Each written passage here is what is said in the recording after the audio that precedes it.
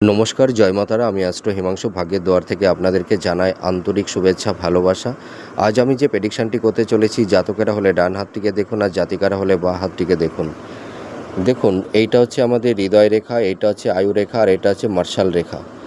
যদি এই যে তিনটি রেখা যদি কোনো জাতক জাতিকাদের ভালো থাকে এবং সুন্দর একটা বিবাহ রেখা যদি থাকে, তাহলে এই সব জাতক জাতিকাদের দাম্পত্য জীবন এবং বিবাহিত জীবনে এরা অনেক থেকে মানে হ্যাপি থাকে, ঠিক আছে?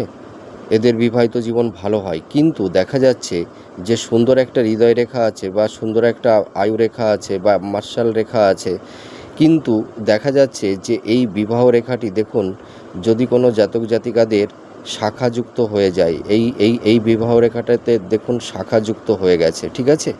যদি এই বিবাহ রেখাটি যদি শাখাযুক্ত হয়ে যায় বা কোনো বিবাহ রেখাটি যদি একদম পুরো সোজায় এসে হৃদয় রেখার সঙ্গে মিশে যায়, তাহলে এই সব জাতক জাতিকাদের সুন্দর হৃদয় রেখা, সুন্দর আয়ু রেখা বা মার্শাল রেখা থেকেও এদের কিন্তু বিবাহিত জীবন সুখের হয় না। এদের বিবাহ হতে লেট হয়, হ্যাঁ, বিবাহ হতে চায় না, বিবাহের ক্ষেত্রে বাধা তৈরি হয় এবং দাম্পত্য জীবনে কলহ, বিবাদ, অশান্তি লেগে থাকে।